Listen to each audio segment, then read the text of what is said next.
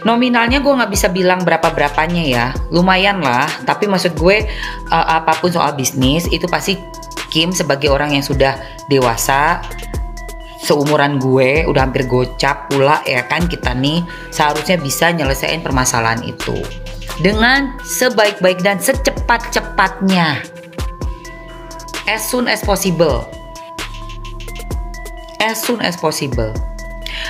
Terus kalau udah selesai permasalahannya, udah tata lagi hidupnya. Nggak usah lah kita mengedepankan gengsi, terus pengen kelihatan masuk dengan image kita sultan atau sultini. Nggak perlu. Kalau kita menjadi diri kita sendiri apa adanya, insya Allah orang juga akan melihat kita juga sayang kok. Nggak perlu lu kelihatan punya uang, lu kelihatan seolah-olah lu tajir, rumah lu gede, mentereng segala macam. Untuk apa? Jadi aja pribadi yang baik, pribadi yang jujur, yang amanah. Orang juga akan sayang dan respect kok sama kita. Nggak perlu kita tunjukin kita punya apa. Cukup dengan punya kepribadian yang baik dan amanah, orang pasti sayang.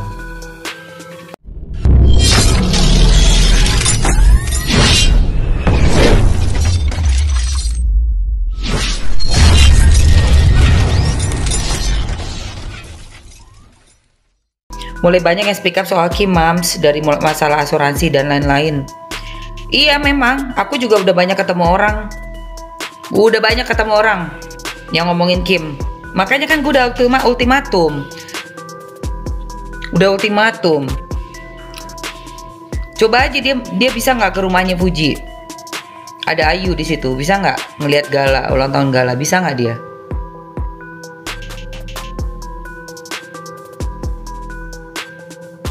Pokoknya masalah kalau nggak diselesaikan buru-buru, nggak prioritas. Saat dapat uang, kita ada pemasukan nih. Misal Mamski nih punya masalah, ada pemasukan, berat langsung gue beresin. Misalnya gue ada nih tanggungan ke siapa. Apalagi itu pakai kontrak atau resmi ya, bisnis urusannya. Dan itu adalah kewajiban gue untuk menunaikan. Apapun uang yang masuk gue pakai untuk bayarin dulu. Kenapa? Biar orang-orang nggak ada yang bacot ngomongin gue, merusak nama baik gue dalam bisnis. Itu kan penting loh guys, image kita ini. Kalau orang udah satu orang, dua orang, tiga orang, empat orang pada bicara bahwa si Emma tuh nggak ada kredibilitasnya deh, gue bisnis sama dia sekian, yang gue dapat nggak ada gini lah, gimana? Gue ada uang masuk, beresin dulu. Dah apalagi ke orang-orang yang deket sama gue.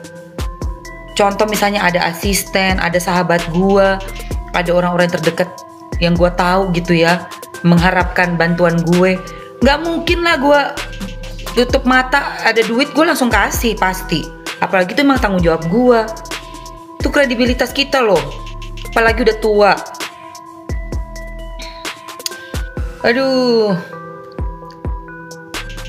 mau sampai kapan? Gue sama Kim tuh beda cuma setahun tuaan Kim. Kim itu udah mau 50 umurnya. Sampai kapan kayak begitu ya kan? Kalau aku mau putusin masing-masing aja. Iyalah putusin aja langsung. Bener Mam, setiap hari dengar cacian makian anakku. Iyalah. Inangan sinian di status WA. Aduh ngapain sih bikin-bikin status WA? Dibikin VT tentang kepercayaan yang rusak. Oh yang tadi ya. Ntar ya gue bikinin ya. Yang mana poinnya yang kalian suka tentang yang tadi Mamski omongin? Poinnya yang mana yang kamu suka, Khairul? Coba tulis.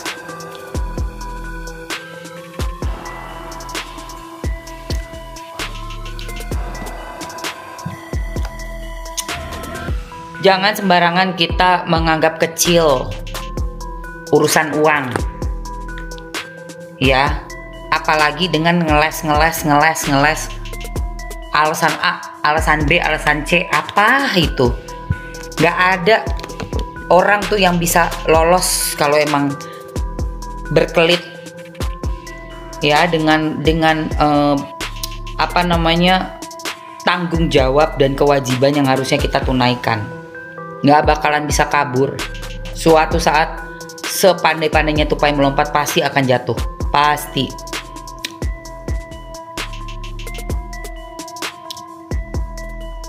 Poinnya yang justru bahaya kalau bertahan alasan demi anak. Iya, itu cuman alasan doang, sekedar alasan, dan anak akhirnya jadi korban. Itu kasihan.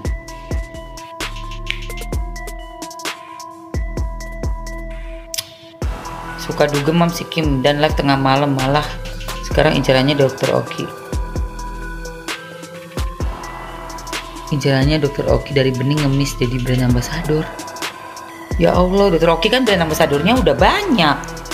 Artis-artis papan atas Dokter Oki mah.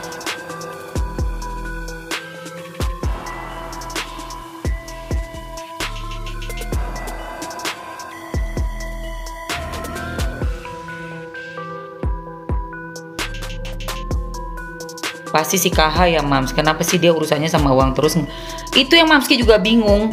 Di awal-awal dulu tajir melintir, katanya ratu kekayaan. Kok kesini banyak banget yang laporan sama gue. Sempet gue bela-belain dulu masalah sama si Awe. Sekarang banyak banget yang laporan sama gue. Kemarin juga ketemu Ayu di acara ulang tahun gala. Dengar ceritanya Ayu juga, kaget gue juga. Ayu temennya Fuji. Coba kalau berani itu ke rumah Fuji, coba.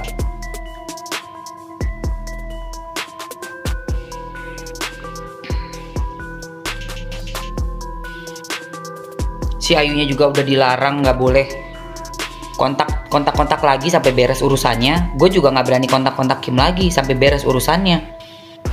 Nggak mau gue sembarangan. Iya user. Nggak mau gue sembarangan, takut.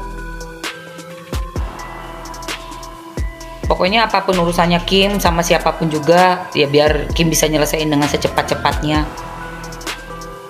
Secepat-cepatnya.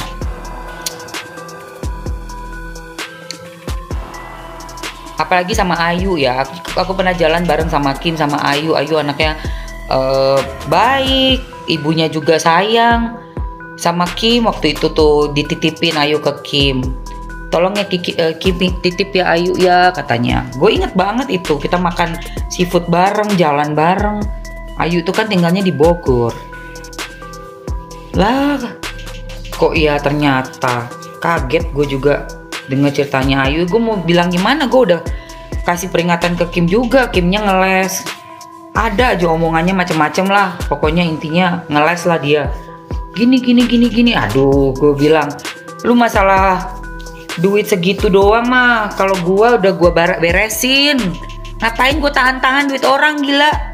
Beresin aja, apalagi soal kerjaan misalnya. Ya udah sih. Anaknya juga udah melakukan kewajiban, tinggal kita kasih haknya, ya kan gitu. Apapun lah misalnya. Enggak, tapi harusnya begini, apapun lah itu. Kasihan dong. Kalau gua ya, kita kan orang tua. Kim kan udah dititipin, udah tua.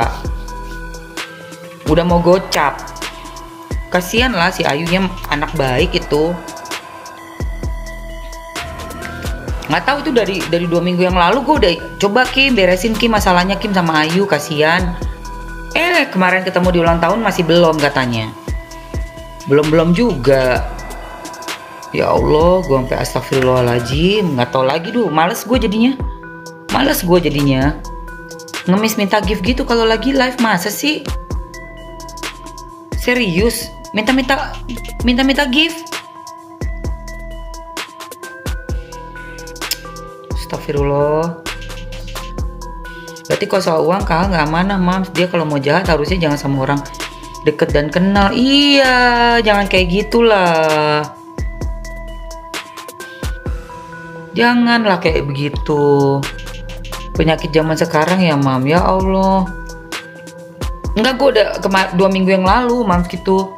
Bentar lagi nih ulang tahun gala nih, gue bilang gitu.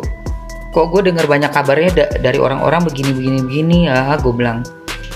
Enggak, itu masalah bisnis. Gue ditelepon, kita ngobrol di telepon. Dia cerita yang satu begini. Aduh, pokoknya semuanya intinya beribet deh, pokoknya ngomongnya belibet gitu, kayak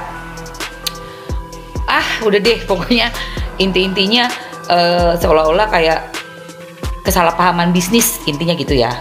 Gue nggak bisa detail ngomongnya. Terus gue bilang gue nggak mau tahu, whatever, mau kesalahpahaman, kesalah pengertian kayak apa kek. Kalau emang ada hak orang, lu buruan selesaiin. Apalagi ke si Ayu. Kalau ke si Ayu tuh udah no excuse ya menurut gue. Ada si Ayu sama satu lagi tuh yang kerja sama dia. Cowok sama timnya dia tuh juga, itu penting juga tuh diselesaikan. Sangat penting diselesaikan. Karena kan orang udah melakukan kerjaan tugas gitu ya, kewajiban udah selesai, haknya wajib. Gitu aja. Oke Khairul, thank you so much ya yang bersabar ya.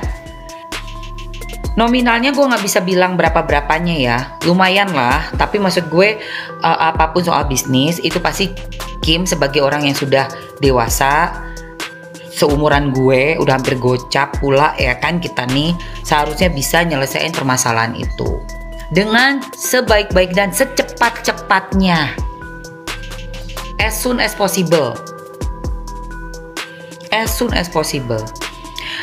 Terus kalau udah selesai permasalahannya, udah tata lagi hidupnya. Nggak usah lah kita mengedepankan gengsi, terus pengen kelihatan masuk dengan image kita sultan atau sultini. Nggak perlu. Kalau kita menjadi diri kita sendiri apa adanya, insya Allah orang juga akan melihat kita juga sayang kok. Nggak perlu lu kelihatan punya uang, lu kelihatan seolah-olah lu tajir, rumah lu gede, mentereng segala macam. Untuk apa?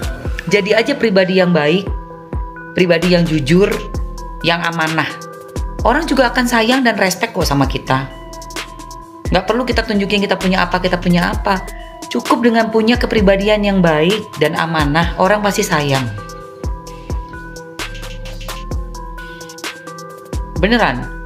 Gue lebih sayang sama orang yang baik, yang tulus, yang bisa dipercaya, yang amanah, daripada orang yang punya,